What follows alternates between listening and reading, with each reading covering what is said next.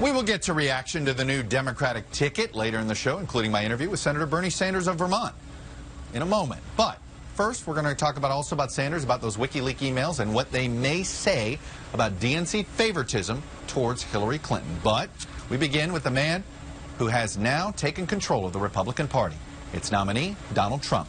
I traveled to Trump National Golf Club in Bedminster, New Jersey, sort of his weekend getaway last night, for a face-to-face interview. Since dropping the word presumptive, it's his first one from the nominee title. We touched on so much: Tim Kaine, Trump's tax returns, his proposed restrictions on Muslim immigration, and why he says he alone can fix the country's problems. But I began by asking him how it feels to be the Republican nominee for President of the United States.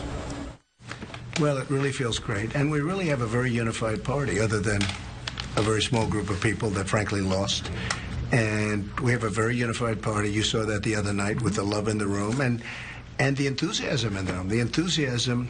There are people that say they have never seen anything like what was going on in that room, especially Thursday night. Let me tell you, bring up Thursday night. I got to ask you about your entrance before we get serious here. That Monday night entrance was something else.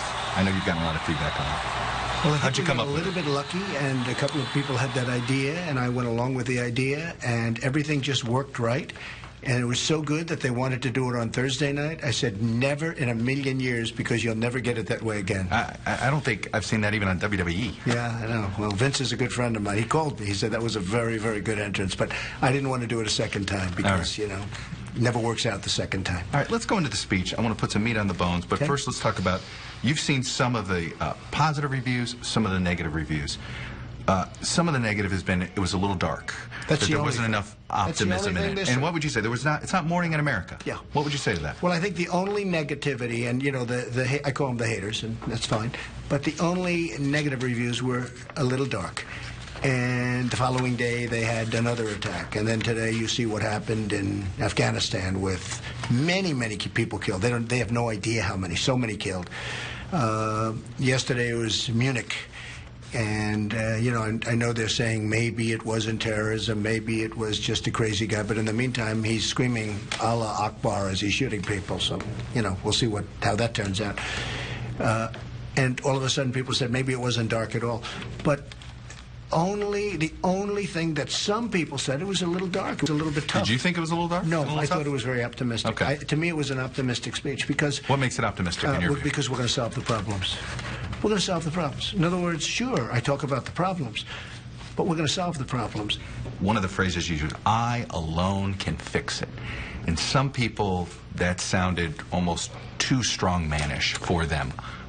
Well, do you understand that criticism, and what do you make of it? I'll tell you, part of it was I'm comparing myself to Hillary. And we know Hillary, and we look at her record. Her record has been a disaster. And I am running against Hillary. It's not like I'm running against the rest of the world. I know people that are very, very capable, that could do a very good job, but they could never get elected. I can tell you right now, I can give you 10 names of people that would do an extraordinary job, but there's no way they could ever get elected. They wouldn't know where to begin. It wouldn't be for them. But for governing, they'd be good. I'm running and, you know, against one person. You said there would be consequences for any company that tried to move a factory down. What is the consequence? So Let's start with you bring up Carrier a lot. If you were president, what would just an example. Explain? Right, I understand that, but explain the consequence. Okay, here's the consequence. What would it be? So Carrier comes in, they announce they're moving to Mexico, they fire all their people in Indiana, and they say, hi, well, here we are, Mexico, you know, enjoy your plant, enjoy the rest of your life, and you hire people from Mexico, okay? Now they make their product and they put it into the United States, where we will have a very strong border, by the way, but they put it into the United States and we don't charge them tax. There will be a tax to be paid. If they're going to fire all their people, move their plant to Mexico, build air conditioners, and think they're going to sell those air conditioners to the United States, there's going to be a tax. What kind of tax are you thinking? It could be 25%, could be 35%, could be 15%. I haven't determined. And it could be different for different companies.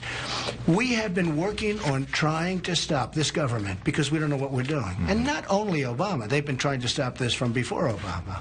But they don't know. You know, they've tried low-interest loans. They've tried zero-interest loans. These companies, you know, some of these things aren't going to get through the World Trade Organization. There's a lot of these. Doesn't matter. Then we're going to renegotiate, or we're going to pull out. These trade deals are a disaster, Chuck. The World Trade Organization is a disaster. You know, the concern on some of this is that it would rattle the world economy. Look what Brexit did to the world economy. Investors got rattled. What did it do? What did it do? Now The you stock feel like market's higher now than it was when it happened. And by the way, I'm the only one of all of these people at the higher level of the world of the wonderful world of politics. I'm the only one that said Brexit's going to happen. Remember, I was asked a question. I said, "Yeah, I think they're going to improve it. I think they want independence. I don't think they want people pouring into their country." And you're not worried about you think a fractured Europe is good for America? No, no. But we're spending a lot of money on Europe. Don't forget. Europe got together. Why primarily did they get together? So that they could beat the United States when it comes to making money. In other words, on trade. It's an economic okay? And now we talk about Europe like so wonderful. Hey, I love Europe. I have property in Europe. I'm just saying, the reason that it got together was like a consortium so it could compete with the United States. What you're saying is all this stuff's good for America, even if it's not good for Europe? Look, you take a look at Airbus. They make more planes now than Boeing. Okay? They got together. All of these countries got together so that they could beat the United States. Okay, so we're in competition. So, you know, we're in competition in one way. We're helping them in another way. It is so messed up. The Muslim ban.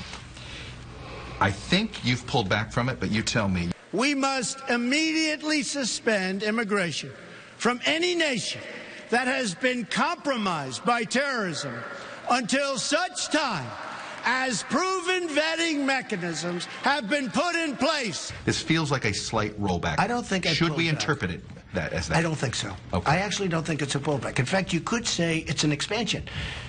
I'm looking now at territories. People were so upset when I used the word Muslim. Oh, you can't use the word Muslim. Remember this.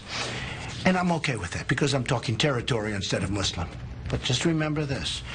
Our Constitution is great, but it doesn't necessarily give us the right to commit suicide, okay?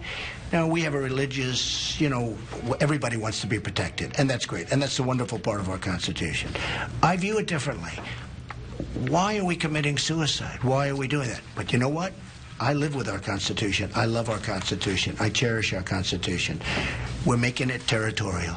We have nations, and we'll come out. I'm going to be coming out over the next few weeks with a number of the places. And it's very complex. Well, I was because just we have problems in Germany, and we have problems in France. I was just going to ask that. You know, so it's not just would the this countries that you would limit think. immigration from France? What we're going to have is a thing called... They've been compromised by terrorism. They have totally been. And you know why? It's their own fault. Because they allowed people to come in their territory. So you would toughen up. You're basically saying, hey, you know, French want to come over here, you got to go through an extra check. It's their own fault because they've allowed people over years to come into their territory. And that's why Brexit happened, okay? Because the UK is saying, we're tired of this stuff. What's going on, we're tired of. But listen to this. We could get to the point where you're not allowing a lot of people to come into this country from a lot of places. Maybe we get to that point. Chuck, look what's happening. Look at what just took place in Afghanistan, where they blow up a whole shopping center with people. They have no idea how many people are even killed. Happened today. So we have to be smart, and we have to be vigilant. We have to be strong. So, we can't be the stupid people. So France, Germany, Spain, so here's my places that have been compromised? Here is what I want. All right. Extreme vetting. Tough word. Yeah. Extreme vetting. What does that look like? We have to have tough. We're going to have tough standards. And if a person can't prove that they're from an area, and if a person can't prove what they have to be able to prove, they're not coming into this country. And I would stop the Syrian migration and the Syrian from coming into this country in 2 seconds. Hillary Clinton wants to take 550% more people coming in from that area than Barack Obama. I think she's crazy. I think she's crazy. We have no idea who these people are for the most part. And you know, because I've seen them on different shows, but more importantly, I've read about it, I study it. There is no way that you can vet some of these people. There's no way. Law enforcement officials, I've had them in my office, I've talked to them. You realize some of these folks have nowhere to go. They're truly victims of this civil war. What do you do with them? We will help them, and we will build safe havens over in Syria, and we will get Gulf states. We, the United States? We, the United States, will get Gulf states to pay for it because we right now we're going to have $21 trillion very soon. Trillion in debt. We will do safe havens and safe zones in Syria, and we will get nations that are so wealthy that are not doing anything. They're not doing much. They have nothing but money. And you know who I'm talking about, the Gulf states. And we will get them to pay for it. We would lead it. I don't want to pay because our country is going down the tubes. We owe too much money. All right. Let me move to something with NATO. Mitch McConnell said this about your NATO remarks in the New York Times. He said it was a rookie mistake, and that once you, let me finish the comment here. It's a rookie mistake, and it proves that Trump needs people like us around to help steer him in the right direction on some basic things. He's 100% wrong. Okay? He's 100% wrong. If he said that, I didn't hear he said. He did say. Okay, fine, okay. Fine. If he said that, he's 100% wrong. And frankly, it's sad. We have NATO, and we have many countries that aren't paying for what they're supposed to be paying, which is already too little, but they're not paying anyway. And we're giving them a free ride, or we're giving them a ride where they owe us tremendous amounts of money, and they have the money, but they're not paying it. You know why? Because they think we're stupid. So is there? So no, Estonia is paying. And if they get invaded by Russia, you're there? I feel differently. Okay. I feel very differently. But if a country's not doing, Britain hasn't done the 2%. We have countries that aren't paying. And now this goes beyond NATO because we take care of Japan, we take care of Germany, we take care of South Korea, we take care of Saudi Arabia, and we lose on everything. We lose on everything. If Mitch McConnell says that, then he's wrong. So all I'm saying is they have to pay. Now, a country gets invaded. They haven't paid. Everyone said, oh, but we have a treaty. Well, they have a treaty, too. They're supposed to be paying. We have countries within NATO that are taking advantage of us. With me, I believe they're going to pay. And when they pay, I'm a big believer in NATO. But if they don't pay, we don't have, you know, Chuck, this isn't 40 years ago. This isn't 50 years ago. It's not 30 years ago. We're a different country today. We're much weaker. Our military is depleted. We owe tremendous amounts of money. We have to be reimbursed.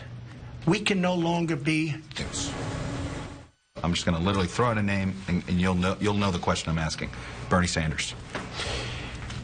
Great respect for what he's done.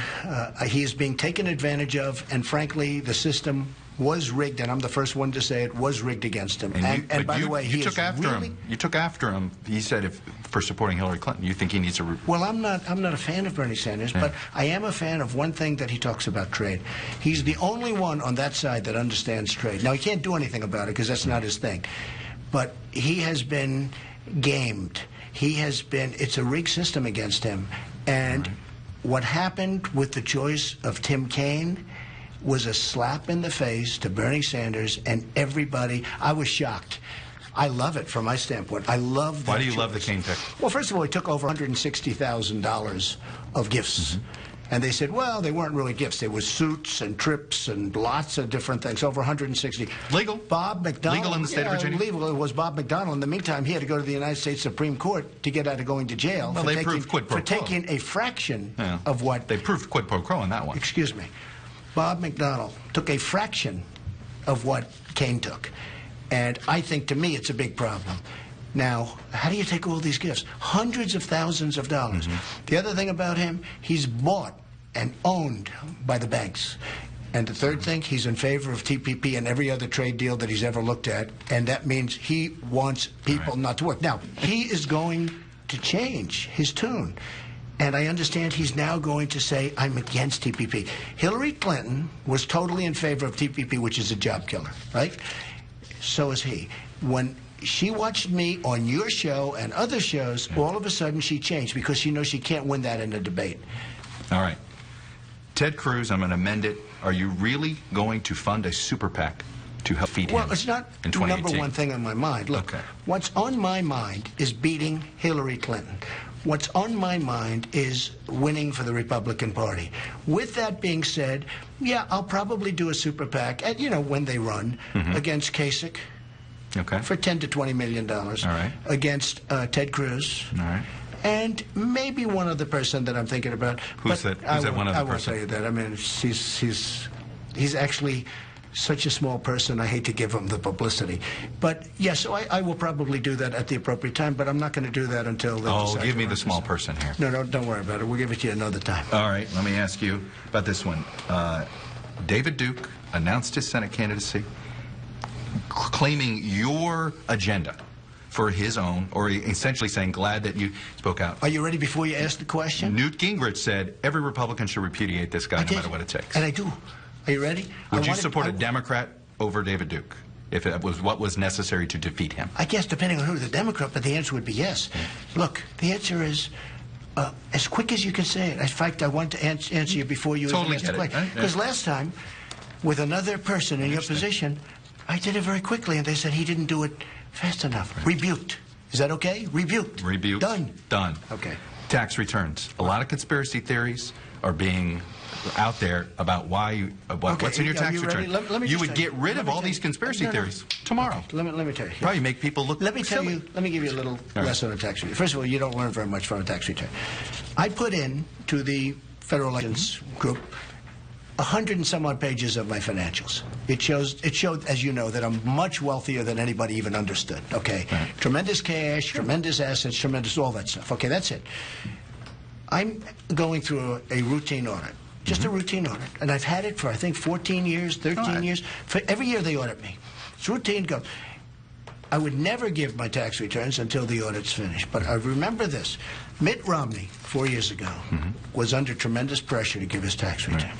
And he held it and held it and held it, and he fought it, and he didn't do too well, okay? But he didn't do anything wrong on his taxes. When he gave his tax returns, people forget, not now. He gave them in September. Right. Before the election. So you still might release them before the election. Wait a minute.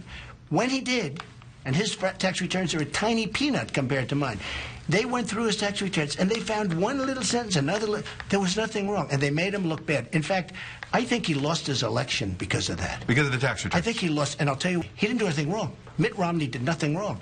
But they would take out of, his weren't too big. Did you ever see mine with the picture? They're like this high? I've seen that picture, yes. So they took his tax return, and they found a couple of little things, nothing wrong, just standard, and they made him look very bad, very unfair. But with all said, I'd love to give him, but I'm under audit. Right. When the audit's finished, I'll give him. Finally, Roger Ailes. Is he helping you? Is he advising you?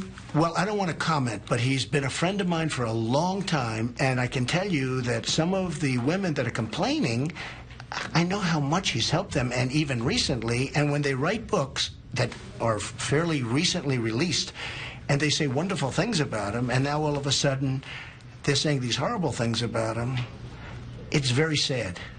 Because he's a very good person. I've always found him to be just a very, very good person. And by the way, a very, very talented person. Look what he's done.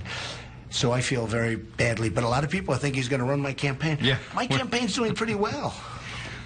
Mr. Trump, until we meet again. Thank you very much. Thank you for your time, Thank sir. you. Appreciate it.